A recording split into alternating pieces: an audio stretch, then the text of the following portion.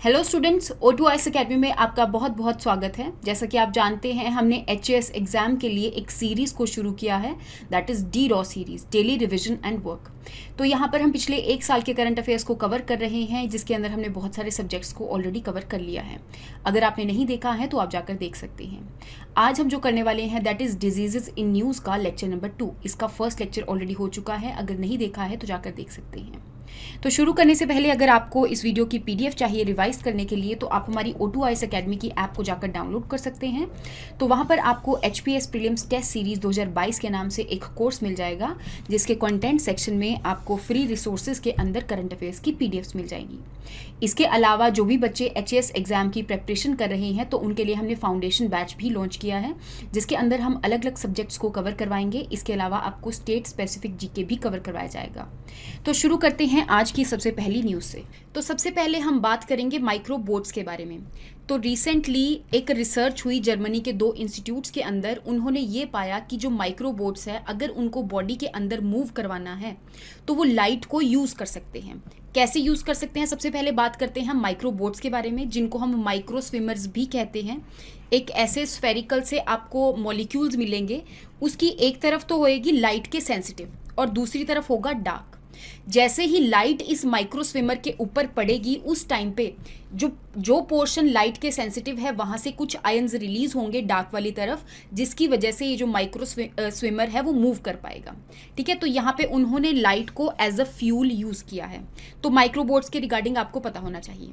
Next हम बात करते हैं नोरो वायरस के अंदर, जो कि केरला वाले रीजन में कुछ जो लोग हैं उनके अंदर पाया गया। अगर मैं नोरो वायरस की बात करूं तो ये एक ऐसा वायरस है जो कि ज़्यादातर गैस्ट्रो इंटेस्टिनल इलनेसेस करता है।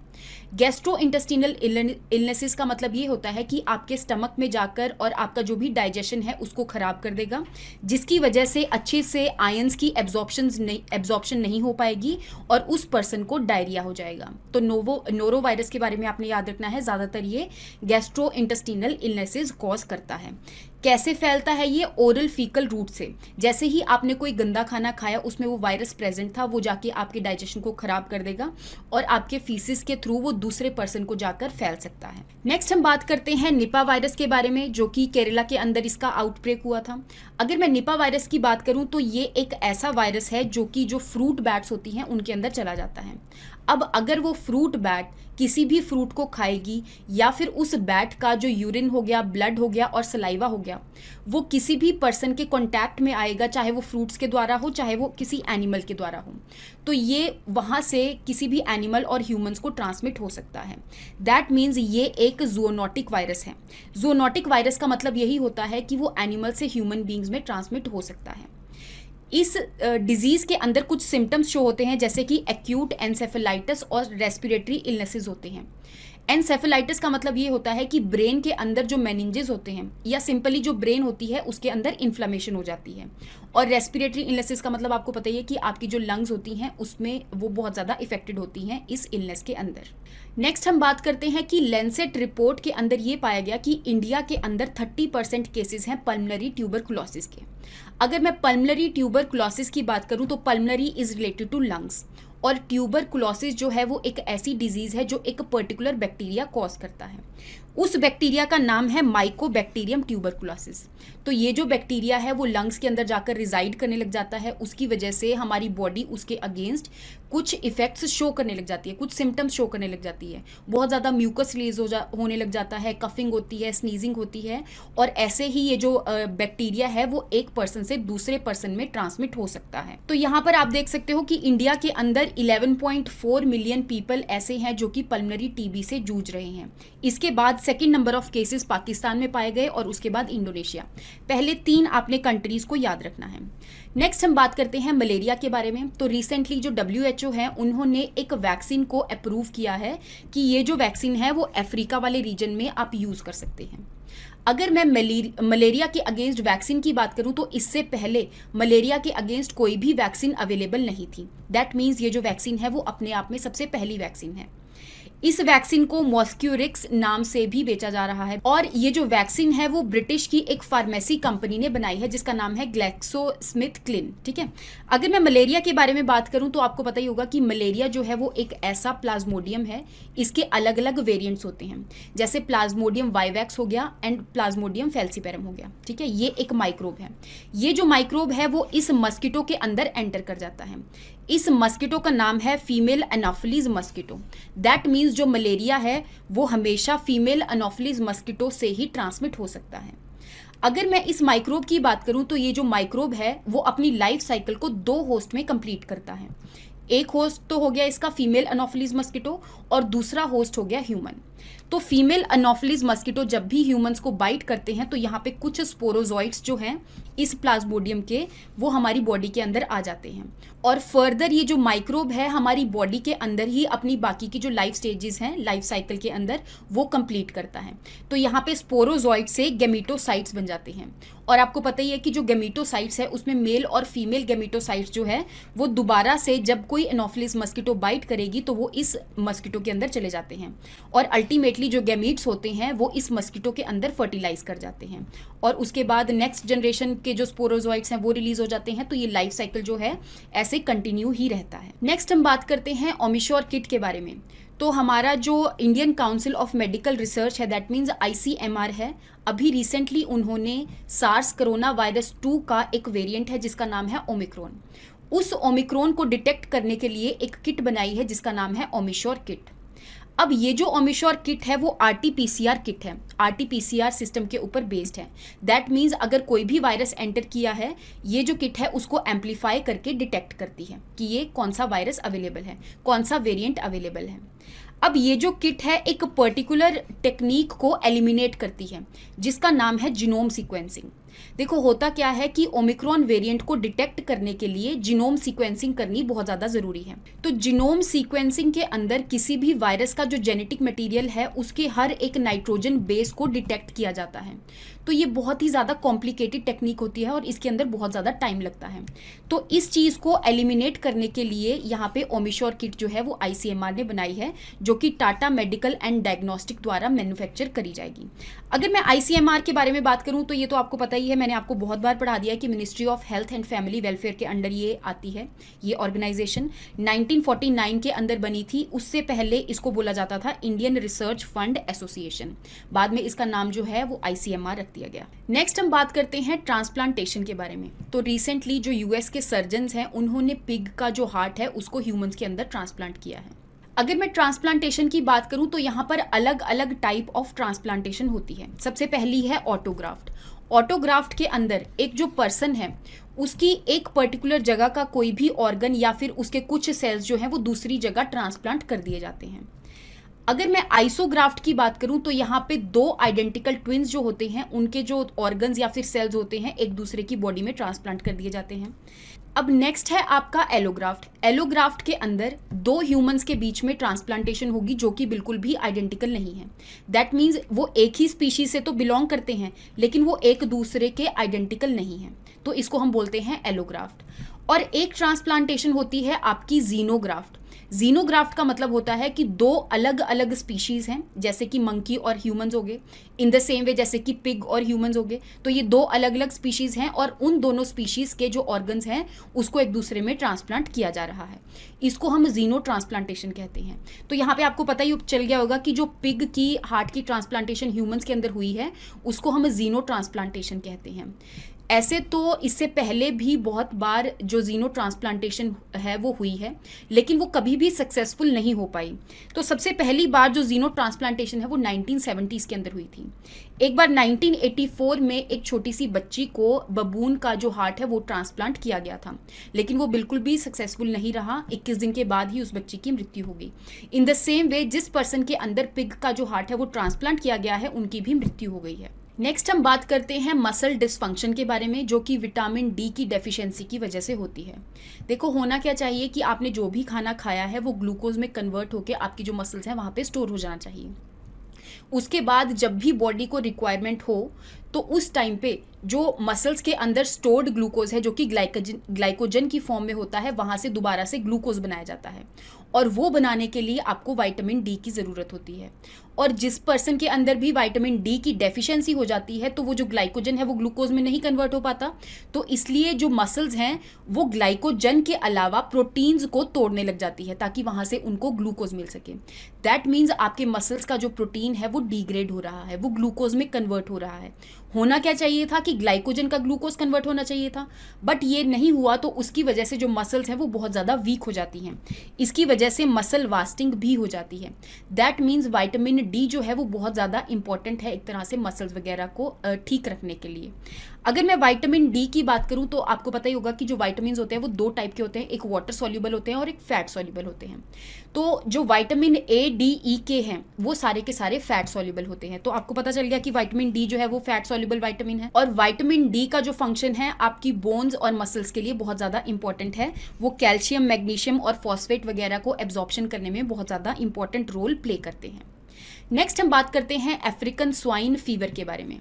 तो रिसेंटली थाईलैंड वाले रीजन में अफ्रीकन स्वाइन फीवर के साथ जूझते हुए जो पिग्स हैं, चाहे वाइल्ड पिग्स हों चाहे डोमेस्टिकेटेड पिग्स हों, तो उनके अंदर ये अफ्रीकन स्वाइन फीवर जो है वो देखा गया है। अफ्रीकन स्वाइन फीवर आपको पता ही चल गया कि ये जो है वो पिग्स को ही होता है। दैट मीन्स ये ह्यूमंस को नहीं हो सकता, ज़ूनोटिक डिजीज़ नहीं है, ह्यूमंस को नहीं हो सकता, सिर्फ एनिमल्स को ही होता है।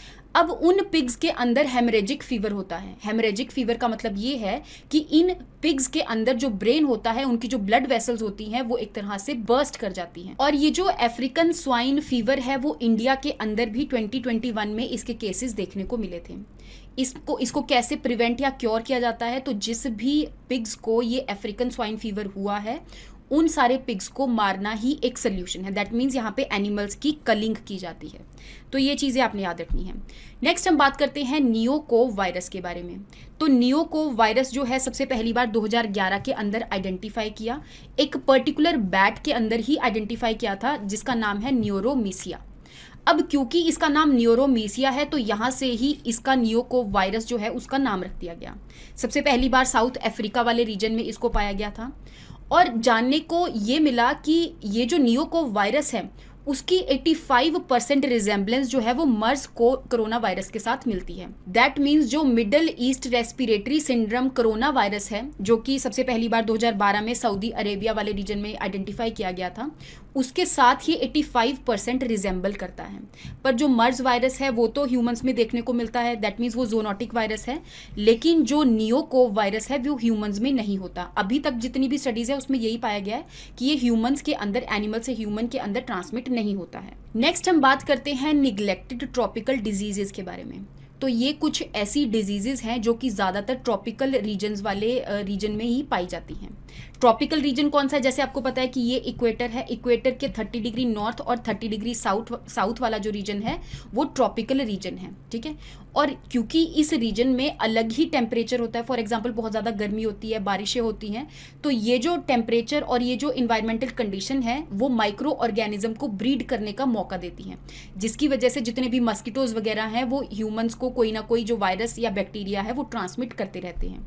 दैट मीन्स क्योंकि यहाँ का टेम्परेचर ऐसा है तो इस वजह से ये जो डिजीजेज हैं वो हो रही हैं, तो इसीलिए इसका नाम निग्लेक्टेड ट्रॉपिकल डिजीज है। और ये जो डिजीजेज हैं उनको प्रिवेंट और ट्रीट भी किया जा सकता है। कैसे? अगर आप प्रॉपर हाइजीन मेंटेन करके रखोगे और जो स्टैंडिंग वाटर है, स्टेगनेंट वाटर है, उसको नहीं खड़ने दोगे और वहाँ पे मस्किटोज वगैरह हैं वो नहीं ब्रीड करेंगे, तो दैट मीन्स अगर आप प्रॉपर हाइजीन मेंटेन करके रखोगे अपने आसपास तो ये डिजीजेज आपको नहीं हो सकती हैं। नेक्स्ट हम बात करते हैं कि जो national institute of animal biotechnology है जो कि हैदराबाद के अंदर लोकेटेड है, अभी रिसेंटली उन्होंने एक इम्यूनो सेंसर को बनाया है। ये इम्यूनो सेंसर जो है वो जापानीज एन्सेफेलाइटिस वायरस के एक पर्टिकुलर प्रोटीन को रिकॉग्नाइज कर सकता है। दैट मीन्स अगर किसी पर्सन के अंदर ये वायरस प्रेजेंट है तो उसकी बॉडी के अंदर इस इम्यूनो सेंसर को डाल दिया जाएगा और वो डिटेक्ट कर सकता है कि एक पर्टिकुलर जो प्रोटीन है जो कि इस वायरस के ऊपर ही प्रेजेंट होता है, जिसका नाम है नॉन स्ट्रक्चरल 1 सिक्रेटरी प्रोटीन। तो इसको जाके रिकॉग्नाइज करता है और उसके बाद डिटेक्ट हो जाता है कि इस पर्सन को ये वायरस जो है उसने इन्फेक्ट किया हुआ है। अगर मैं जापानीज इंसेफेलाइटिस वायरस के बारे में बात करूं तो ये एक ग्रुप ऑफ फ्लैवी वायरस हैं जो कि किसी भी पर्सन को हो सकते हैं। क्योंकि यहाँ पे इंसेफेलाइटिस आया है, दैट मीन्स यहाँ पे इसकी वजह से ब्रेन के अंदर जो मेनिंजेस होते हैं, जो मेम्ब्रेन्स होती हैं, वहाँ पर इन्फ्लामेशन हो जाती है, ब्रेन के अंदर स्वेलिंग हो जाती है। ये जो वायरस है वो एक पर्टिकुलर मस्कीटो द्वारा ही फैलाया जाता है, और ये जो मस्कीटो है अगर किसी भी पर्सन को आकर बाइट करता है तो वहां से ये जो वायरस है हमारी बॉडी के अंदर एंटर कर जाता है। और इस वायरस का जो आउटब्रेक है इंडिया के अंदर देखने को भी मिला था 2005 के अंदर, और इसके रिगार्डिंग जो मास वैक्सीनेशन है वो भी एक तरह से प्रोवाइड करी गई थी सरकार द्वारा। नेक्स्ट हम बात करते हैं एक्रोमेगैली डिजीज़ के बारे में। तो ये एक ऐसी डिजीज़ है जिसके अंदर जो पिट्यूटरी है, पिट्यूटरी एक ऑर्गन है जो कि आपके फोर ब्रेन के अंदर प्रेजेंट होता है, ठीक है। वो जो पिट्यूटरी है वो कुछ ना कुछ हार्मोन्स को रिलीज करता है, लेकिन जो हार्मोन्स रिलीज कर रहा है वो एक पर्टिकुलर अमाउंट में ही होने चाहिए। अगर उससे ज़्यादा होंगे तब भी प्रॉब्लम है और कम होंगे तब भी प्रॉब्लम है। तो जो पिट्यूटरी ने ग्रोथ हार्मोन को रिलीज किया वो इतनी ज़्यादा अमाउंट में रिलीज किया कि हर एक ऑर्गन की जो ग्रोथ है वो ज़्यादा ही एक्सेस में हो गई। दैट मीन्स बहुत ज़्यादा बड़े बड़े ऑर्गन्स दिखने लग जाते हैं। तो इसी डिजीज़ को हम एक्रोमेगैली डिजीज़ कहते हैं। इसके अंदर कुछ सिम्टम्स देखने को मिलते हैं, जैसे स्लीपीलेसनेस हो गया, फटीग हो गया, होर्स वॉइस हो गया। तो ये कुछ सिम्टम्स हैं जो कि इस डिजीज़ में देखने को मिलते हैं। नेक्स्ट हम बात करते हैं फेयर बैंक डिजीज़ के बारे में। तो ये एक ऐसी डिजीज़ है जिसमें जो बोन्स डेवलप हो रही हैं वो अजीब तरीके से डेवलप होने लग जाती हैं। अगर मैं बोन्स की बात करूं, डेवलपमेंट की बात करूं, तो एक जो पर्टिकुलर बोन होती है उस टाइम पे वो जो बोन जहाँ से भी डेवलप कर रही है उसके एंड्स पे जो आपका कार्टिलेजेस हैं वो जाकर डिपॉजिट हो जाते हैं, और धीरे धीरे वो जो कार्टिलेजेस हैं वो बहुत ज़्यादा हार्ड हो जाते हैं और बोन में कन्वर्ट हो जाते हैं। दैट मीन्स वो यहाँ पे स्ट्रॉन्ग हो जाते हैं और ऐसे ही इस बोन की डेवलपमेंट होती है। इस प्रोसेस को हम ऑसिफिकेशन कहते हैं। और जो फेयर बैंक डिजीज़ है जिसको हम मल्टीपल एपिफिजियल डिस्प्लेजिया भी कहते हैं, इसके अंदर जो ऑसिफिकेशन प्रोसेस है वो डीफॉर्म हो जाती है, मतलब अच्छे से नहीं हो पाती। तो यहाँ पे आपको अलग अलग स्ट्रक्चर्स देखने को मिलेंगे बोन्स के। नेक्स्ट हम बात करते हैं लासा फीवर के बारे में। तो जो लासा फीवर है वो एक पर्टिकुलर वायरस द्वारा ही फैलाया जाता है जिसका नाम है लासा वायरस, ठीक है। कॉमनली इसको हम लासा वायरस कहते हैं, आपने इतना याद रखना है। अब ये जो लासा वायरस है सबसे पहली बार 1969 में नाइजीरिया लासा वाले रीजन में आइडेंटिफाई किया गया, इसीलिए इसका ऐसा नाम है। और ये जो वायरस है वो जो रैट्स हैं उनके द्वारा फैलता है। अगर रैट्स का अगर कोई भी जो फ्लूइड है अगर वो किसी चीज़ के भी कांटेक्ट में आएगा, जैसे उनका जो यूरिन हो गया वो कांटेक्ट में आएगा किसी टेबल के, और उस टेबल से ह्यूमंस को वो ट्रांसमिट हो सकता है। दैट मीन्स ये एक जूनोटिक डिजीज़ है। इस डिजीज़ के अंदर जो डेथ रेट है वो बहुत ज़्यादा कम है। दैट मीन्स अगर किसी को भी लासा फीवर जो है अगर होगा तो बहुत कम चांसेस है कि वो मरेंगे, लेकिन कुछ ऐसे पर्सन है जिनके अंदर डेथ रेट जो है वो बहुत ज़्यादा मैक्सिमम है, जैसे प्रेग्नेंट वुमेन हो गई, ठीक है। तो वो इन वायरस को नहीं झेल पाती। इसके अगेंस्ट एक ड्रग भी अवेलेबल है जिसको हम राइबेविरिन कह रहे हैं। ये एक एंटी वायरल ड्रग है जिसके द्वारा इस लासा फीवर को क्योर किया जा सकता है। नेक्स्ट हम बात करते हैं ज़ाइकोव-डी वैक्सीन के बारे में। तो ये सबसे पहली इंडियन की ऐसी वैक्सीन है जो कि प्लाज्मिड डीएनए के ऊपर बेस्ड है। दैट मीन्स ये एक प्लाज्मिड डीएनए वैक्सीन है। अगर मैं वैक्सीन की बात करूं तो यहाँ पे अलग अलग टाइप की वैक्सीन होती हैं, जैसे प्रोटीन वैक्सीन हो गया, आरएनए वैक्सीन हो गया, डीएनए वैक्सीन हो गया। तो आपने याद रखना है कि ये एक प्लाज्मिड डीएनए वैक्सीन है। अगर कोई भी वैक्सीन डीएनए की फॉर्म में दी जाएगी तो उस डीएनए से सबसे पहली बार बनेगा आरएनए, और उस आरएनए से बनेगा प्रोटीन, और अल्टीमेटली जो प्रोटीन है जैसे कि स्पाइक प्रोटीन है वो हमारी बॉडी जो है उसको स्पाइक प्रोटीन को रिकॉग्नाइज कर लेती है, और उसके अगेंस्ट ही जो एक पर्टिकुलर टाइप ऑफ सेल्स है जिसको हम एंटीबॉडीज भी कह देते हैं वो उसके अगेंस्ट बना लेती हैं। तो ये कुछ चीज़ें आपने ज़ाइकोव-डी के बारे में याद रखना है, ठीक है। और ये किसने बनाई है? अहमदाबाद बेस्ड जाइडस कैडिला ग्रुप ने इस वैक्सीन को बनाया है। ये अप्रूव होने वाली 5th वैक्सीन है हमारे इंडिया के अंदर। इसके अलावा 4 कौन सी वैक्सीन है जिसको अप्रूव किया गया है? तो कोविशील्ड, कोवैक्सीन, स्पुतनिक हो गया और मॉडर्ना हो गया। ये सब वैक्सीन आपने याद रखनी है। सबसे ज़्यादा इंपॉर्टेंट चीज़, ये एक इंट्राडर्मल वैक्सीन है और इसको विदाउट नीडल फ्री सिस्टम के द्वारा भी इंजेक्ट किया जा सकता है।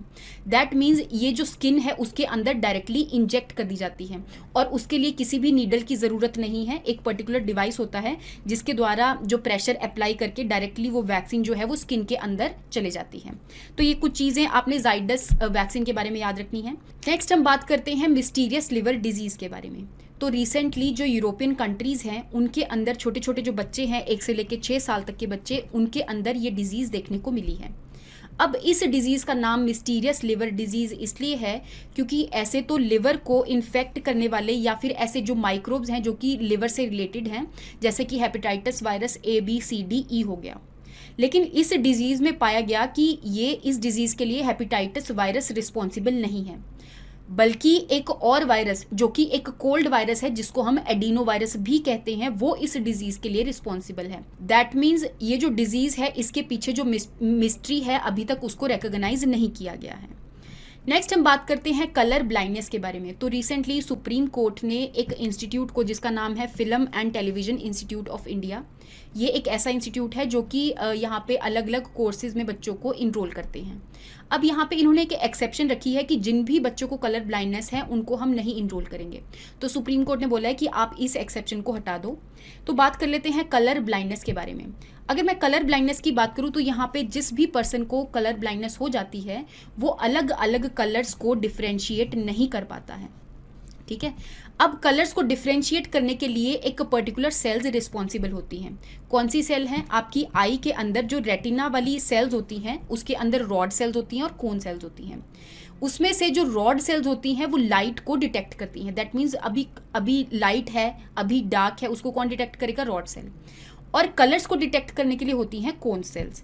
अब जिस भी पर्सन की जो कोन सेल्स हैं वो डिफेक्टिव हो जाएंगी, दैट मीन्स वो जो पर्सन है वो अल्टीमेटली ही क्या हो जाएगा? कलर ब्लाइंड हो जाएगा। ऐसे ही आपको film and television institute of India के बारे में पता होना चाहिए, जो कि ministry of information and broadcasting के अंदर आता है।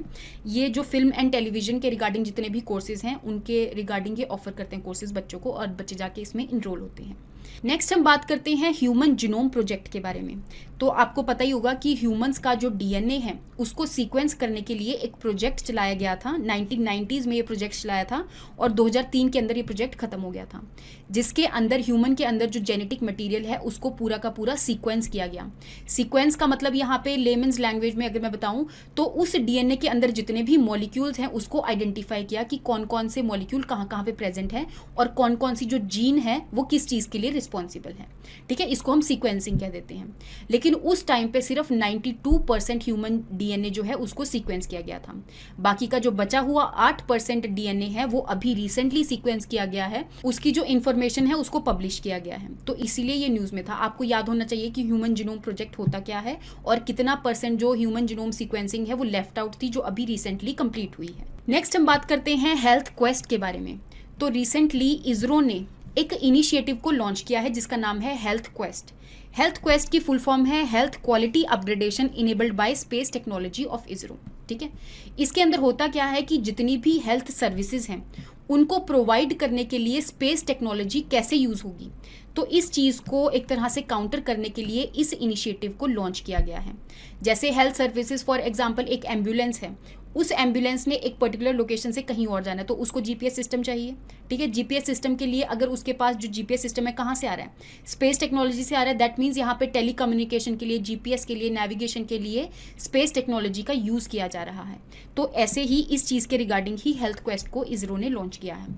नेक्स्ट हम बात करते हैं कि जो वर्ल्ड हेल्थ ऑर्गेनाइजेशन है उन्होंने रिसेंटली एक ट्रेडिशनल मेडिसिन सेंटर जो है वो जामनगर गुजरात के अंदर इनॉग्रेट किया है। अगर मैं इंडिया के अंदर ट्रेडिशनल मेडिसिन की बात करूं तो इसके अंदर अलग अलग मेडिसिन के सिस्टम्स आते हैं। जैसे कि आयुष बेसिकली आता है, इसके अंदर अलग अलग आता है, जैसे आयुर्वेदिक हो गया, सिद्धा हो गया, यूनानी हो गया, योगा हो गया। दैट मीन्स इन सारे तरीकों से कैसे किसी भी डिजीज़ को क्योर किया जा सकता है, ये सारी की सारे जो सिस्टम है मेडिसिन के वो traditional medicine system of India है।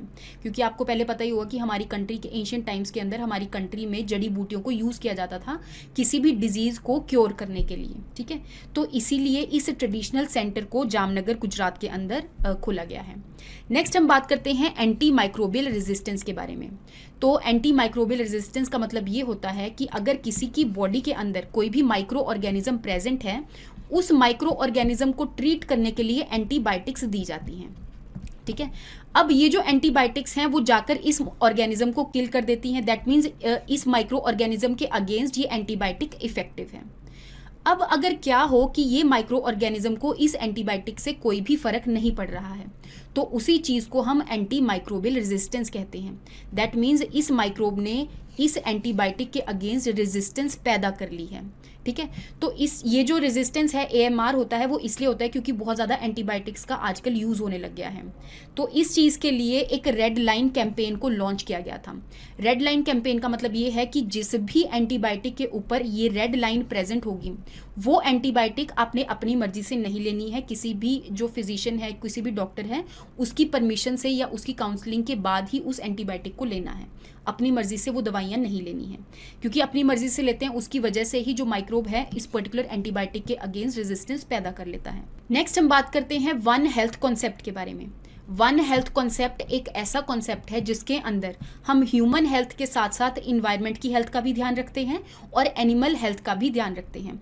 फॉर एग्जाम्पल, जो क्लीन वाटर है, अगर पानी पॉल्यूटेड नहीं होगा तो दैट मीन्स हम इन्वायरमेंट का ख्याल रख रहे हैं।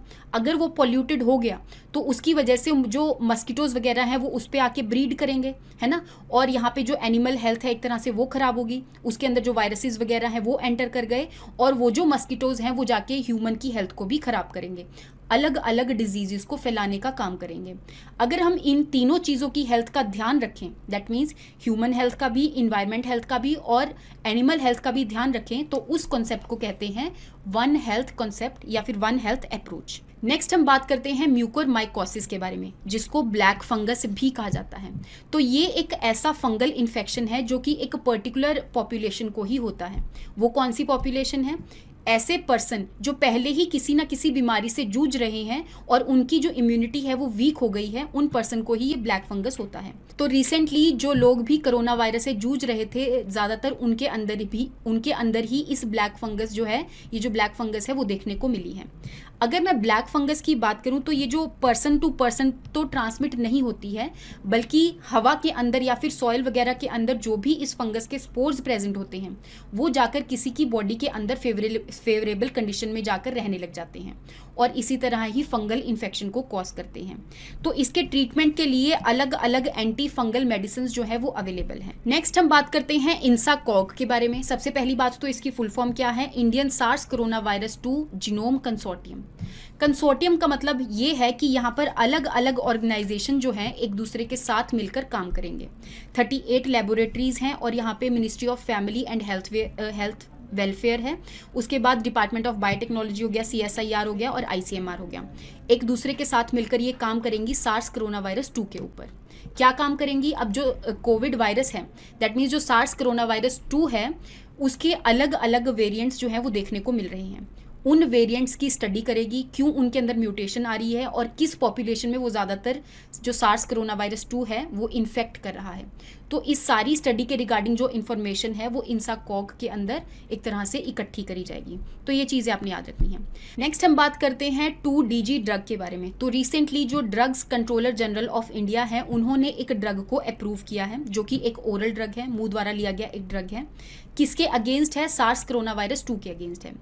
जो भी लोग कोरोना वायरस से इन्फेक्टेड हैं वो इस ड्रग को ले सकते हैं। ये ड्रग करता क्या है? उनकी बॉडी के अंदर जो भी वायरस है उस वायरस के अंदर जाकर एक्यूमुलेट हो जाता है, इकट्ठा हो जाता है ये ड्रग, और फिर उस वायरस को डिवाइड नहीं करने देता है। दैट मीन्स जो भी वो वायरस है उसकी जो ग्रोथ है वो वहीं पर ही रुक जाएगी। ठीक है, तो ऐसे ही इस ड्रग को अप्रूव किया गया है। तो ये चीज़ें आपने याद रखनी है। नेक्स्ट हम बात करते हैं फूड बॉर्न डिजीज़ के बारे में। तो ये एक ऐसी डिजीज़ है जो कि फूड में जितना भी कंटेमिनेशन है उसमें जो बैक्टीरिया हो गया, वायरस हो गया, प्लाज्मोडियम हो गया, जो अलग अलग माइक्रो ऑर्गेनिज्म है वो फूड में आ जाते हैं और उसकी वजह से वो फूड से हमारी बॉडी के अंदर एंटर कर जाते हैं। तो इसको हम फूड बॉर्न डिजीज़ कहते हैं। इसके अंदर अलग अलग सिम्टम्स देखने को मिलते हैं। तो यहाँ पे आपको टाइप ऑफ फूड बताया है और उसमें बताया है कि कौन सी चीज़ों को अवॉइड करना है। फॉर एग्जाम्पल, अगर मैं दूध की बात करूँ तो जो कच्चा रॉ मिल्क होता है उसके अंदर ज़्यादा माइक्रोब्स होते हैं, लेकिन जैसे ही आप उस मिल्क को बॉयल करोगे तो उसके अंदर जितने भी स्पोर्स और माइक्रो ऑर्गेनिज्म होते हैं वो किल हो जाते हैं और इस वजह से वो एक तरह से हमारी हेल्थ के लिए ठीक होता है उसको लेना। लेकिन अगर आप उसको पेस्चराइज मिल्क नहीं लोगे तो उसकी वजह से जो माइक्रोब है वो अंदर जाके आपको कोई भी इन्फेक्शन कॉज कर सकते हैं। तो आई होप आपको फूड बॉर्न डिजीज़ के बारे में समझ में आया होगा। इसके रिगार्डिंग जो FSSAI है उन्होंने बहुत सारे इनिशिएटिव लिए हैं, जैसे कि ईट राइट मूवमेंट हो गया, जैसे कि जंक फूड वगैरह नहीं खाना है, बाहर का खाना नहीं खाना है, और ऐसा खाना जो खुले में है और हमेशा हाथ धो के ही खाना खाना है। तो ये कुछ ऐसे इनिशिएटिव्स हैं जो आप ले सकते हो इस डिजीज़ को प्रिवेंट करने के लिए। नेक्स्ट हम बात करते हैं MB टैग के बारे में। तो IIT रोपड़ ने एक डिवाइस बनाया है जिसका नाम है MB टैग। अब ये एक ऐसा डिवाइस है जो एक पर्टिकुलर चीज़ का टेम्परेचर बताने में सक्षम है। अगर मैं बात करूं पेरिशेबल गुड्स की, ऐसे गुड्स जैसे कि जो एक जगह से दूसरी जगह ट्रांसपोर्ट होते हैं और वो टाइम के हिसाब से वो डिग्रेड हो सकते हैं, उनकी जो क्वालिटी है वो डिग्रेड हो सकती है। तो इस MB टैग को उन पेरिशेबल गुड्स के टेम्परेचर जानने के लिए यूज़ किया जाता है। इन द सेम वे जैसे किसी भी ब्लड या फिर किसी ऑर्गन को एक जगह से दूसरी जगह ट्रांसपोर्ट करना है ना, उस टाइम पे भी इस डिवाइस को यूज़ किया जा सकता है कि उसका अभी क्या टेम्परेचर है, कि अभी ये जो ऑर्गन या ब्लड है वो ख़राब हुआ है कि नहीं। तो टेम्परेचर के हिसाब से पता चल जाता है कि कोई भी चीज़ ख़राब हुई है कि नहीं। तो इसलिए IIT रोपड़ ने MB टैग को बनाया है। नेक्स्ट हम बात करते हैं वॉल्बैकिया बैक्टीरिया के बारे में, जो कि रिसेंटली देखने को मिला कि इंडोनेशिया में डेंगू के केसेस जो हैं वो वॉल्बैकिया बैक्टीरिया की वजह से बहुत ज़्यादा कम हो गए हैं। कैसे कम हो गए तो एक बार देख लेते हैं कि आपको पता ही है कि जो डेंगू है वो एक पर्टिकुलर मस्कीटो ही ट्रांसमिट करता है जिसका नाम है एडिस एजिप्टी मस्कीटो। अब इस मस्कीटो के अंदर जो डेंगू वायरस है वो रिजाइड करने लग जाता है, और जब भी ये मस्कीटो किसी पर्सन को बाइट करता है तो उसकी वजह से वो जो वायरस है पर्सन्स में ट्रांसमिट हो जाता है। लेकिन क्या हो कि अगर इस मस्कीटो के अंदर वॉल्बैकिया बैक्टीरिया को छोड़ दिया जाए, ठीक है, अगर इस मस्कीटो के अंदर वॉल्बैकिया बैक्टीरिया होगा तो उस टाइम पे इस मस्कीटो को हम वॉल्बैकिया मस्कीटो भी कह देंगे। और जो डेंगू वायरस और वॉल्बैकिया बैक्टीरिया है वो एक दूसरे के साथ compete करते हैं, और जहाँ पर भी ये बैक्टीरिया प्रेजेंट है वो डेंगू वायरस को नहीं रहने देता। दैट मीन्स ये जो मस्कीटो है अगर किसी पर्सन को बाइट करेगा तो उस टाइम पे इसकी बॉडी के अंदर जो वायरस है वो आएगा और वो वायरस रह नहीं पाएगा। तो अल्टीमेटली जब वो मस्कीटो किसी और को इन्फेक्ट करेगा तो उस टाइम पे वो जो वायरस है उसको ट्रांसमिट नहीं कर पाएगा। तो आई होप आपको यहाँ पे जो वॉल्बैकिया बैक्टीरिया मस्कीटो है उसके बारे में पता चला है। तो आपको पता चल गया होगा कि यहाँ पे जो एक पर्सन से दूसरे पर्सन में ट्रांसमिशन है वो बहुत ज़्यादा कम हो जाती है डेंगू वायरस की। So that is all for today. तो आई होप आपको यहाँ तक जितनी भी डिजीज़ेज़ हैं उनके बारे में समझ में आया होगा। आपने करना क्या है, इसको दोबारा रिवाइज़ करना है। अगर नहीं करोगे रिवाइज़ तो आपको कुछ भी याद नहीं रहेगा एग्ज़ाम आने तक। तो thank you so much and have a nice day.